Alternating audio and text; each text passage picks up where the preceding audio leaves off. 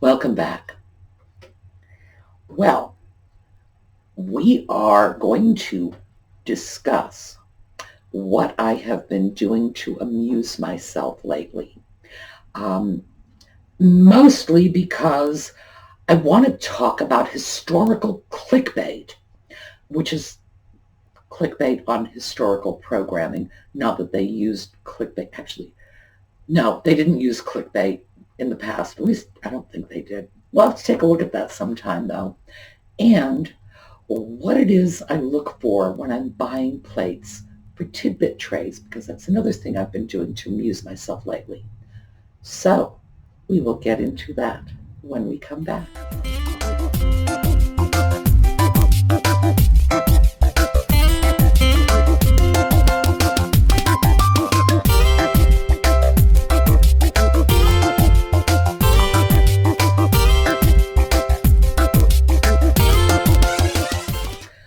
Well, today I thought we would talk a little bit about what I have been doing to amuse myself, since, to be honest with you, I'm really hitting a point where I need some stuff to amuse me because, as I explained yesterday, I'm getting cranky and irritable. So, what have I been doing? Well, for one thing, I have been on YouTube. Now, part of this is I stay with my videos for the first full day and then grab them again the following morning so that I will have the first 24 hours worth of comments. I will read them all. I'll have a chance to respond to them. And usually when I'm through with the batch of comments that are waiting for me, I've scrolled up until I'm current with that, I will stay with YouTube because I don't like to go too far away from YouTube so I can get back and check those comments again.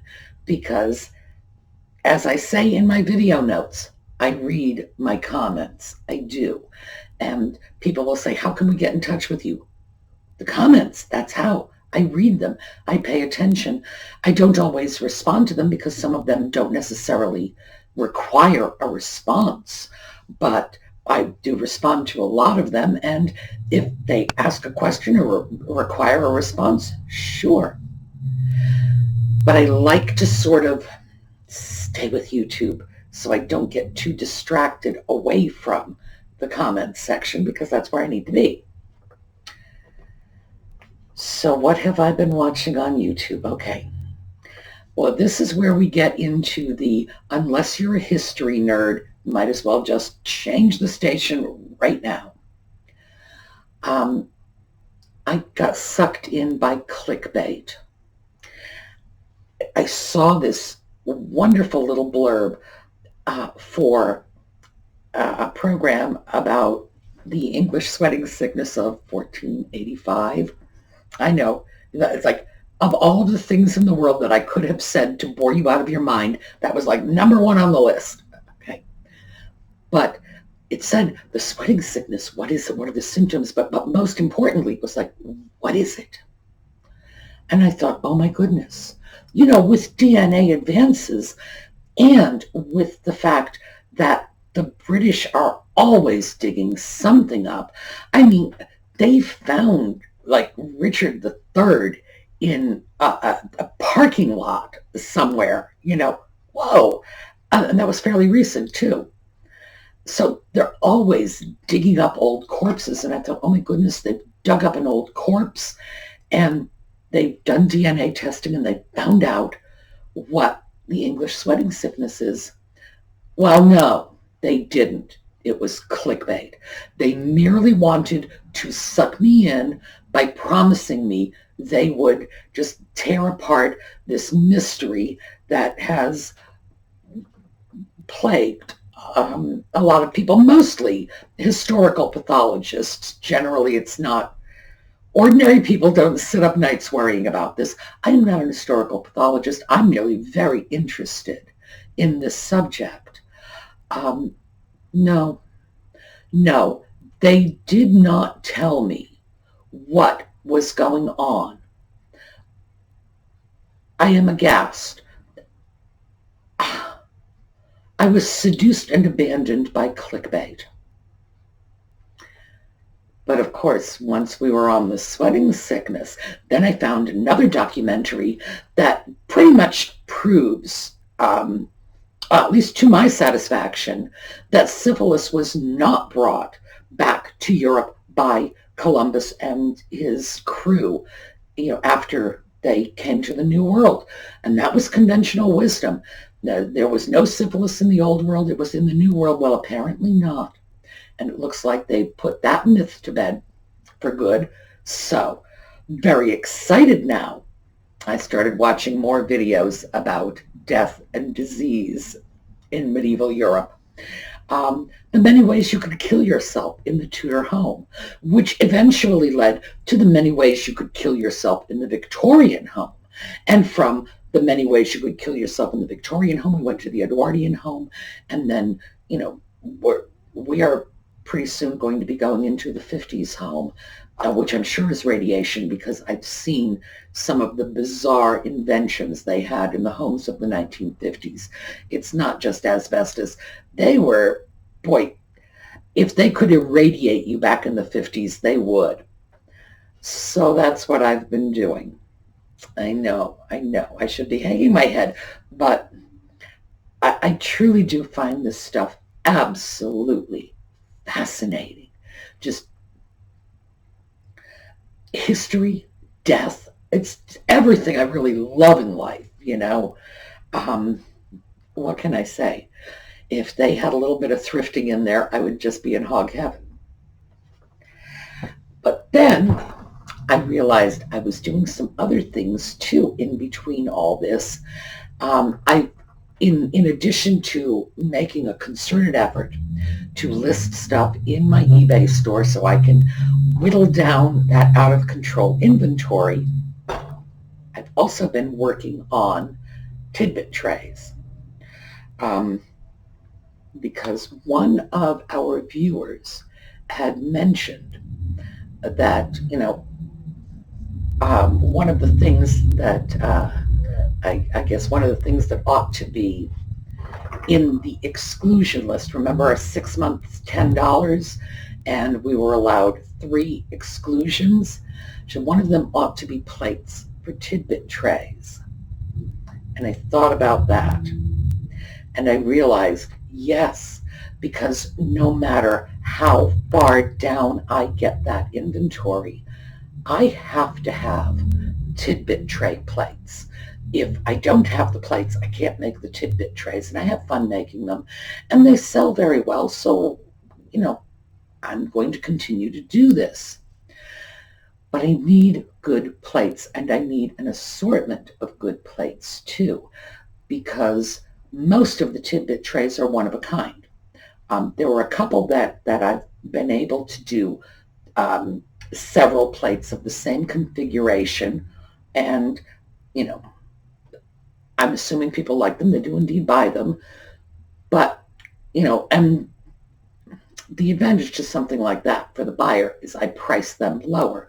The advantage to something like that for me is if I'm looking at a Tidbit tray and nothing's sort of coming together for me, I have some quick and easy ones that I can put together and fill the need. So I thought I would just kind of show you, because we've talked about a lot of things about making Tidbit trays, including the process of matching them up. But I'm not sure if we ever really got into the process of picking the plates that will go into the Tidbit tray stacks. So I thought we'd take a look at that now. I got these probably a couple of months ago. I think they're Austrian. There's something on the back. It's probably Austria. These are in the Tidbit tray, or the Tidbit tray pile for the moment, because they are reticulated. They are a nice small size for like an upper level of Tidbit tray. And I like the colors. We've got some reds and oranges. That's pretty good. So those are actually good choices. I'm just not sure if they are going to go into Tidbit trays, thinking about it. So that's one of the things I look at. Are they interesting? But you can't just go from one interesting piece to another, ad infinitum. It usually works best if you have a couple of relatively plain plates to work from too. This one, the blue one, is really nice because I have other blue pieces that will go with that, and it makes a nice sort of neutral base for more interesting plates. So, for example, something like this. A plate like this will go very well if I can find some nice peach lusterware here. This is not, but just for the sake of seeing the color. See, nice peach lusterware will go very well with that, but of course this won't because of the blue mostly. If it wasn't for the blue, I think we'd be okay. But so when you're looking for your plates, you want to be able to combine some bright and lively and interesting plates with some plates that are more neutral. Otherwise, you're going to have patterns spitting at patterns. Now, I do, in fact, have patterns on top of patterns. This one, I just picked this one up. This is just like pattern central, but they are all Katani style plates. That's what ties them together. So you can do that, with the Katani style. This is a Katani. This is a geisha ware right here. It's one of those better geisha ware plates. I managed to pick up some of those recently. Very nicely gilded. So that's one way you can lay patterns on patterns. Let me get you another one, because this is also patterns on patterns, but it's not quite as strong as those patterns. These are China plates. This is European. I'm sorry, Japanese plates. These are both Japanese. This one is European. Again, we've got pattern on pattern, but what we have here is they're florals, and they are all in the same color range. The flowers are red, blue, green, right across the board.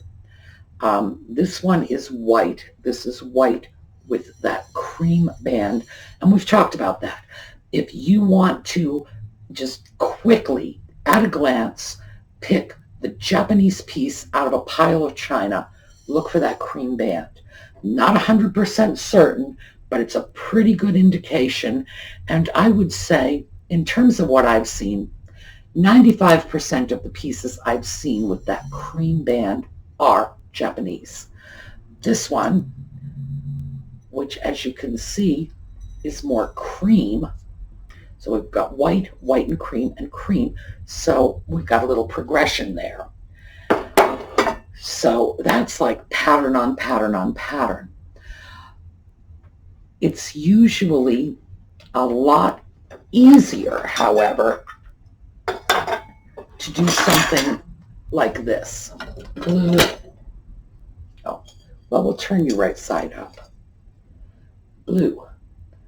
See, that makes things go together a little more readily. It's sort of the no-brainer mix and match. And me grab something over here. They're all in just these stacks, so we've got blue and we've got turquoise in this. We've got a nice turquoise rim on this one. So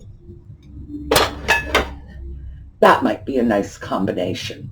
I haven't actually decided yet, but that's something I'm probably going to look at for a while and see if that really works for me. If it doesn't, I have some nice geisha ware pieces, very small. They are in green and blue, so I could do the mix like this one instead. But I actually think I like that one a little better. So when I start looking for plates, I look for plates that will blend nicely with other plates. I would not mind having several more salad or bread and butter plates in lusterware in a solid color. White, peach, blue, anything, just a solid color. That would be nice. That would be easy to mix with. Is that going to be absolutely necessary? No, of course not. I have pieces that can be mixed. Well, here, it's dusty. I'm going to end up finding something that will go with this, because this is a beautiful sort of red and white cardinal, and is this carnation?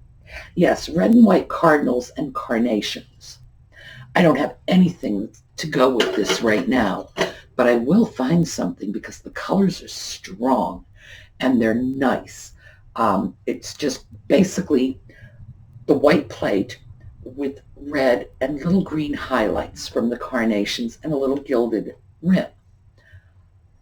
I need to find something to go with that because that's going to make a nice tray. But we have other pieces too. I've gotten this set, and I've shown you folks this set. These plates turned out to be in relatively poor condition, but I grabbed a couple of the best of them, set them aside. And they're made in Japan in the Noritake style, but I like that orange. And this, I think I might put with the orange. I'm not sure about that. I'm still making up my mind about this, but this for sure. Let me hold that so it's upright. This is definitely going to go with this. Just not sure what I'm going to put in between the two. As I say, I'm thinking about this piece. I'm not sure. At the moment, it's not grabbing me. I am, however, thinking to myself, boy, if I could find a nice solid peach lusterware saucer, yum, yum. And that'll be a great combination. So that's something else I have been doing, staring at my combinations of Tidbit tray pieces.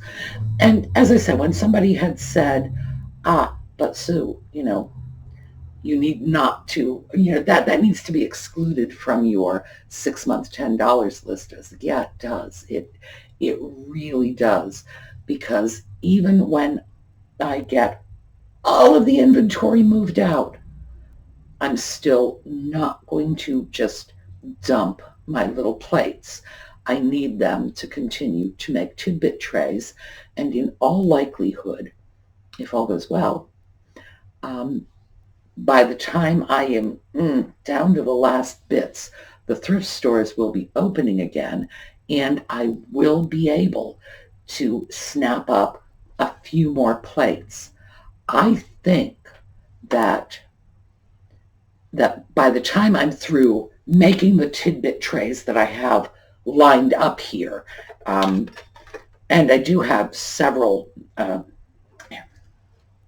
let me show you this one.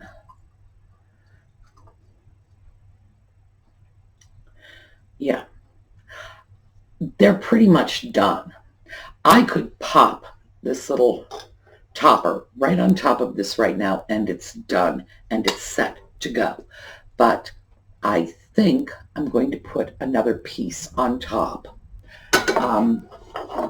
Just kind of making up my mind about that. Once I'm through with all of the Tidbit trays that are in progress here, and it's rather a lot, I honestly believe that I will be down to about 3 stacks of plates. And I'm hoping the thrift stores will be open, because that's about the point where I'm going to need some new ones, because the 3 stacks of plates will be a series of plates that will probably go fairly well with other plates in one of the other stacks. But it's just not, it's like these. That is really grabbing me as a combination, but I don't have the middle plate yet. And I'm really not sure about this one. I stuck it there. I don't think I like it. I think I would like this a lot better with a plate with more purple or maroon in it.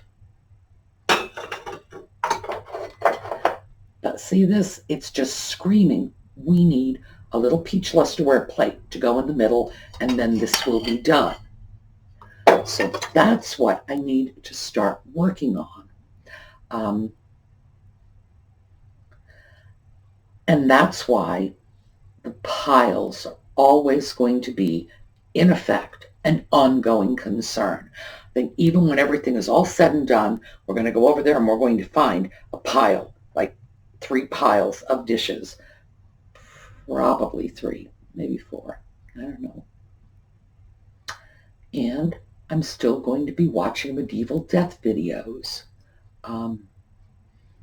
Yeah. So that's what I've been doing. I've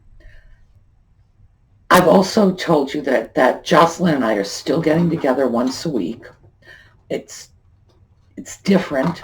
It's not what either one of us would want if we could have what we want. But we can't have what we want, so we're taking what we get.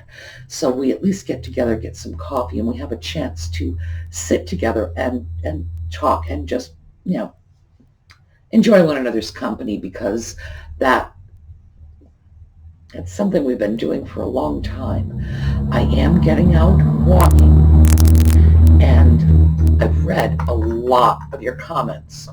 By the way, we do have some folks who are starting to experience creeping depression. So I'm just throwing out this to all of you. If you go through the comments and you start seeing comments from someone and it looks like they are starting to suffer from the creeping gloomies, please reach out, respond to the comment. Let them know that we are there for them, because some of us just do not have the resources that others do. We have, some of our viewers are just in medically compromised situations. They're not able to get out. Some people live alone. They don't have the intimate contact with friends and family. So let's do some reaching out. This is our YouTube family, and we want them to come out the other end of this. And remember, kindness costs you nothing. A little bit of outreach, seeing somebody's comment, and and if they're saying, I'm starting to lose my grip, hold out a hand, make a comment, make a connection, because that can do more than you might imagine. Now, having said all that, once again, we are looking to escalate our giveaways. This is another one of Randy's pieces. I got a whole box from her today. It's just really delightful. And these little chains, by the way, it looks as if they are crocheted. I don't crochet, but I think she does. It's little beads with little string or thread or crochet stuff. Yes, I don't crochet at all. I don't even know what it is. Is it yarn? It's tiny yarn. And we have some more of the rose medallion pieces. This one is going up today. So if this is the one you like with the pretty blues, just let me hear it. Thank you, Randy. And people have asked if Randy sells this stuff on eBay or Etsy, and to the best of my knowledge, no. This is just something that she is doing. However, Randy, if you want to sell it, I think you'll have plenty of customers. But the rose medallion pieces, because they were all from the Schoolhouse disaster, she has very graciously done as giveaways because, you know, they are of sentimental value to those of us who are intimately involved in getting that schoolhouse back on its feet. Schoolhouse news. Yes, my contractor will be here today or tomorrow so that we can discuss the last bits of the job. So we're just sort of hammering it down. He sent me this bizarre form that the state gave him that authorizes him to work. I'm glad he's working, believe me. The form is strange and different. I'll have to pull that up and read that to you folks. You'll see what we're dealing with here in Pennsylvania. And he says at this point he thinks he's going to be able to have a crew out here on Monday. And if he has a crew out here on Monday, we're going to go out with the camera. We're going to follow them around. And I'm going to have to see if we can actually do this as a live stream. I'm not sure we can because that has to be done computer to computer. And I'm pretty sure that camera, but if we can, we're going to do it. In any case, Schoolhouse roof is starting. So for all those of you who supported the t-shirt campaign, that brought in a total of about $1,600, all of which was earmarked for the schoolhouse, and the ads that play through these videos. Oh, and I should tell you something about the ads too, because people have asked me about that. So quick digression about the ads. I let YouTube put in ads, and when you put your video online, there are many ways you can do it, and what I do is I say, okay, YouTube, you decide what you want to do, mostly because it's easy. I get revenue if you watch the ads. There is absolutely no need to watch more than 30 seconds of it. Some people have said, well, this ad went on for 4 or 5 minutes, and you watched it? I'm like, seriously? I wouldn't do that for my own mother, you know. It's like, it's an ad, for heaven's sake. Thank you if you watch them. Do not feel compelled. You know, this is here to entertain you, not to put some horrific burden on you. And when people are putting out ads that are like the Great American Novel, oh, please, I wouldn't do that. So that's how the ads work. And the ads from the YouTube videos have been instrumental. That has picked up the deficit between the actual cost of getting that roof back on the schoolhouse and the amount the insurance paid. And the gap was pretty significant. The fact is that insurance only covered about 2/3 of the cost. So that other third between the ads from the videos and the little t-shirt campaign. That's what did it. So thank you all very much. And we are going to take a look at the Schoolhouse when Travis, that is, yeah. I am living in the foothills of the Appalachians. Of course I am. That's how I have a contractor named Travis. When Travis, my contractor, comes, I'm going to talk to him about this and let him talk to you on camera. He's already agreed to this, and we're just going to bring you in on the process at this point. The initial work, there were no elective elements in that. A wall had to be rebuilt, trussing had to go up. It was, like I say, no elective elements whatsoever. It just had to be done in a certain way. Now that we're looking at the roof, we're getting into the area of some elective elements. For example, what kind of roof, what color roofing, etc. So I'd like to just bring you in on the decision-making process so that you can see why we're doing what we're doing. The goal is to keep it authentic. So if you want to be considered for this giveaway, thank you, Randy, in the comments. We will let Audie, by the way, Audie is here. He just went off to take a nap. I'm not sure why. Poor tired kitty. You know, being a pain in the neck is hard work, so he needs his rest.